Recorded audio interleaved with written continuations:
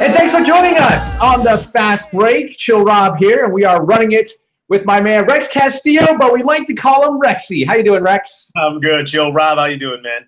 Doing really good. So, Rex, we're here to talk about the NBA Finals. Can't wait. For the first time in NBA history, the same two teams in 3 consecutive finals. But, Rex, we have a little bit of a different wrinkle every single year. The first time, Kevin Love went down early in the playoffs. Kyrie Irving went down after game 1, I believe. Year 2, they were both healthy. Draymond did get suspended, but for the most part, these were 2 teams at full strength. And year 3, you mix in a little Kevin Durant. Rex, I am so excited because I feel like I've been watching Summer League basketball for the last month or 2. I'm finally ready to see some real NBA playoff action. As I joked with a bunch of my friends, hey, guys, the NBA season is finally starting now. I mean, it's done. We're done with everyone get out of the way. Finally time for some big boy basketball. Just your initial impression of these finals, Rexy, the 2 super teams going at it beginning on Thursday.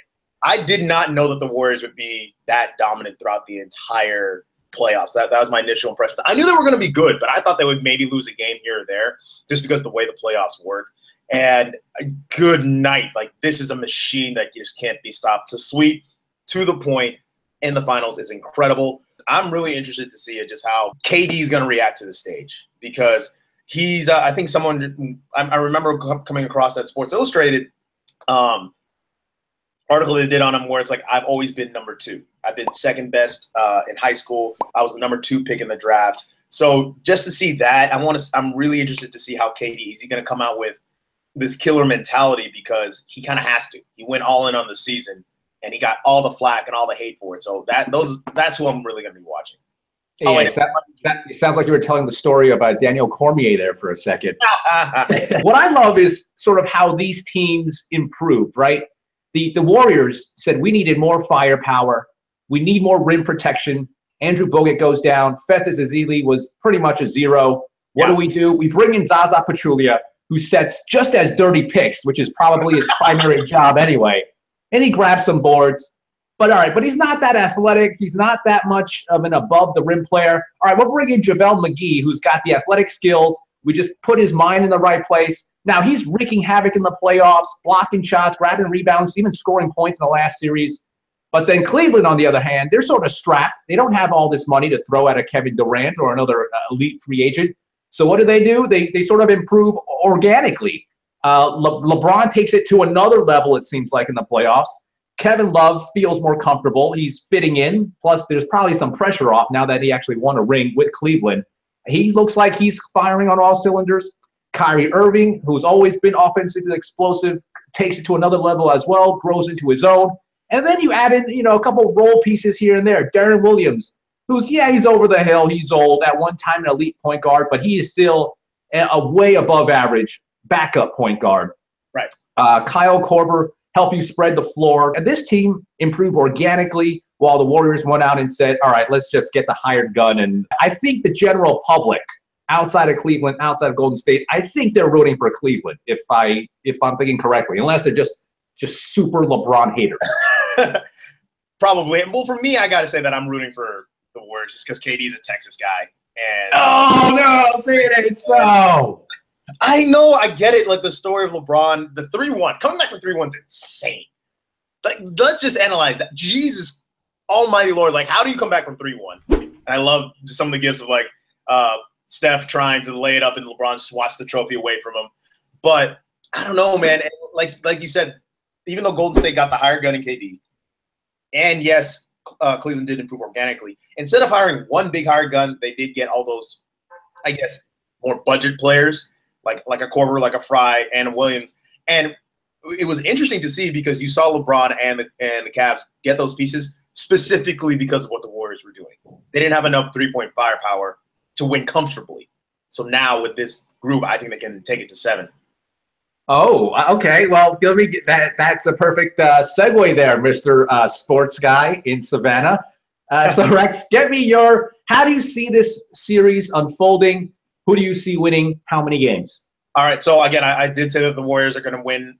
I do think it's going to go to 7. I do think, though, it's going to be Cleveland who wins the first away game. and eventually we'll just go back and forth from there. The reason why I say 7, not only selfishly as a fan, I want to see 7 games with these 2 rosters.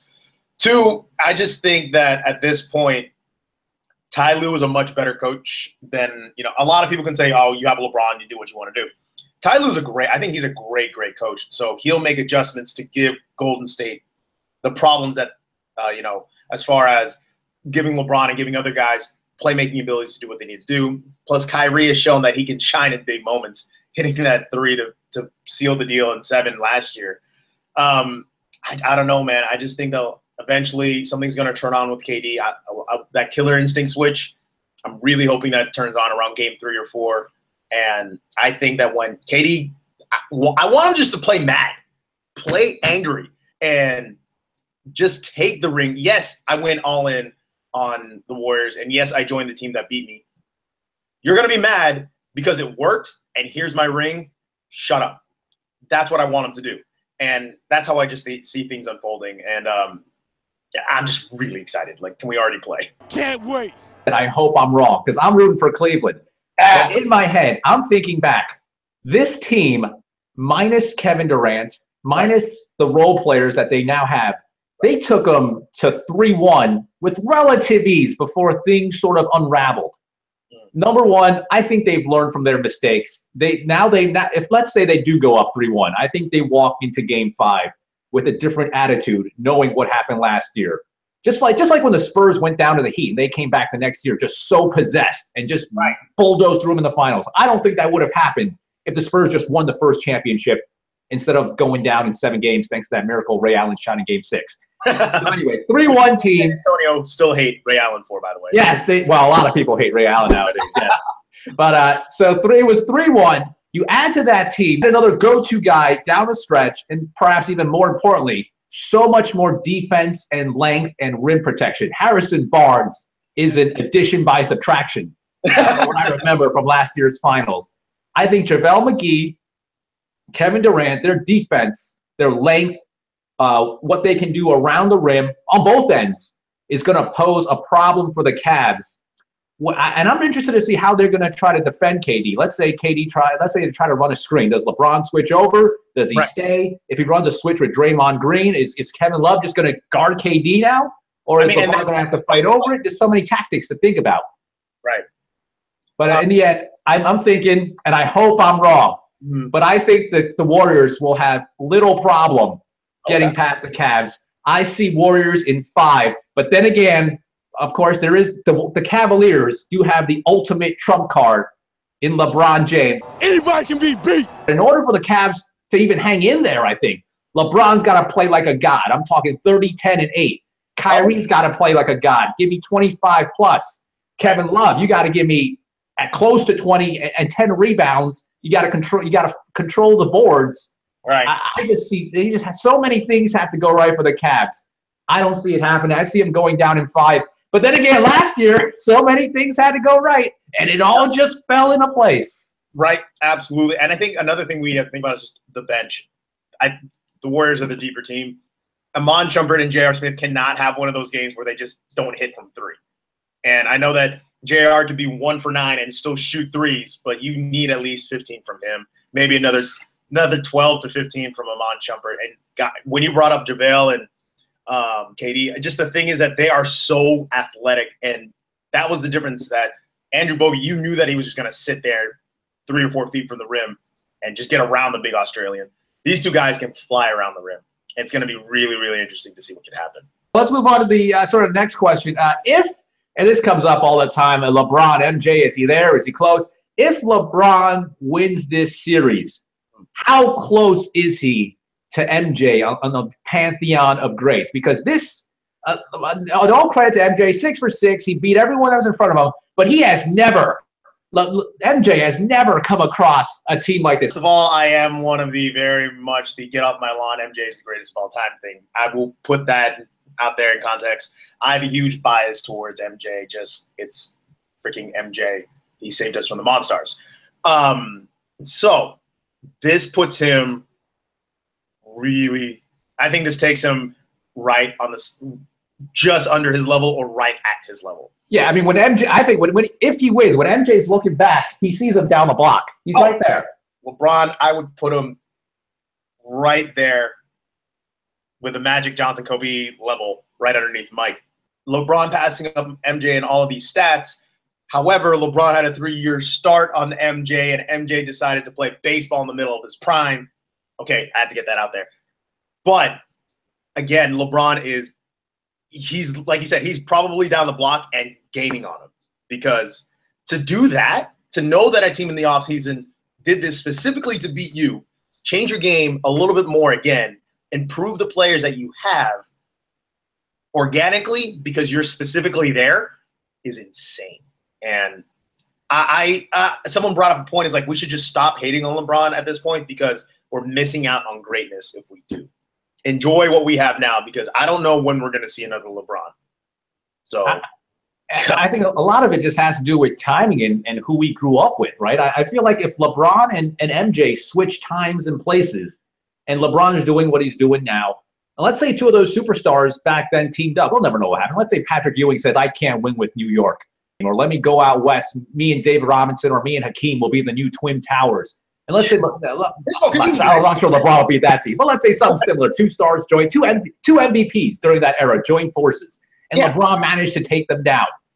I think a lot of it is timing. If Michael Jordan existed today, I think a lot of people would be saying, oh, yeah, he's great, but does he pass like LeBron? Does he board like LeBron? He's not as physically imposing. But since Michael came first, he has that special place in our hearts, and LeBron has to do that much more. It's like you're at your workplace. Some guy comes in, you fall in love with them, and then he leaves for greener pastures. Some other guy comes in. All right, now he's got to work twice as hard for you to think, all right, this guy's carrying his weight around here. So I think something has to do with timing. But I think we are at a critical juncture in LeBron sort of legacy storyline. He's in a fork in the road. If he somehow pulls this out, he is on the fast track to MJ. Okay.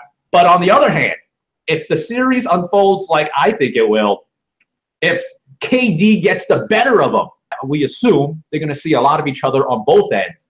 If KD gets the better of them, they lose in 5. All right, now he starts going the other way. Okay. Now he takes 2 steps back. Oh, he didn't have a good finals. Now he's nowhere near MJ. So I think he's at a critical juncture for both guys. If Kevin Durant can be the alpha male leading the Warriors to the title, I guess he could add a little bit to his legacy. Not as much if he stayed in OKC, of course. But I think we're in a critical juncture of both guys' storylines where either guy could be going either direction depending on how this series unfolds. Right, absolutely. I think with that, the factor of KD, because we've been so focused on LeBron, MJ, you bring up an excellent point with KD's legacy. It's like you went all in and the bet didn't work. Now what? And is he the alpha dog? Is he the alpha male? Or if Steph Curry wins MVP, then hey, you're the bandwagon guy. Something I thought would be interesting to mention. LeBron James, yes, the Eastern Conference. They're rivals, so to speak, in the Eastern Conference from right now. But 7 straight years for LeBron in the NBA Finals, going back to 2011. 2011. I may not feel that long ago because we're in 2017. So I thought it'd be fun to get 2 fun facts that happened around that time for us to get some real perspective on how long he's been dominant, not to mention what he was doing before that. So here's my fact number 1. Oh, Lord. The New York Knicks, I think during that time, their roster consisted of Darko Milicic, Eddie Curry, Tracy McGrady. What? Tracy McGrady, who's on ESPN now, was still in the league when LeBron last missed out on the finals? What? When I think back that long ago, wow. Yeah, he's been reigning king for multiple terms now. Oh my goodness. I forgot T-Mac played for y'all. Yeah. Oh my God, everyone did. Penny Hardaway did at some point. I mean, they started bringing in all these over the hill stars. I'm surprised Grant Hill didn't give it a shot. That's how bad it was. Oh my gosh! And you know what? I had to cheat a little bit. So some of I mentioned that I was a Lakers fan. This was the year when Kobe was there, Derek Fisher, Pau Gasol, Lamar Odom was still balling as the goods. let Shannon dunk. Shannon Brown, the little dude who could dunk everywhere, was up with the Lakers. I was looking back at just some Facebook memories in 2011. Ooh. Planking was a thing. Oh! People were planking all over the place. I just thought about that. And this was like just me hanging out with a bunch of my college buddies still. And just at one point, I dyed my hair blonde. Just What? In 2011. I'm glad that streak ended for sure. Yeah. That's nutty. Oh my gosh. Here's the last one I had. This was happening around when the 2010 finals were being played by not LeBron, which was the last time there was no LeBron finals. This was this was the Lakers and Celtics. Yeah, this was the Lakers Celtics back in 2010 was the last time he didn't play. The movie Karate Kid with Jaden Smith was out. Oh my god, that feels like a long time ago now. When Will Smith was trying to resurrect his kid's career by calling it the Karate Kid, and he's learning kung fu. And he brought in Jackie Chan for like an episode, or for like for one movie. Oh God, damn, Rob. Feel that was that. That one hurt. That hurt for me too. I actually paid $10.50 and whatnot to see it. Oh man. Oh wow. That was the last finals LeBron wasn't involved in. All right. Any final thoughts on anything, Rex, before we wrap it up for the week? Nah, man. I think again, it's just about time that we see some good basketball. Let's just get that out of the way. 7 games. Let's have some fun. I'm finally ready for some good NBA basketball. Let's go, Cash. We'll see you next week on the Fast Break. Peace.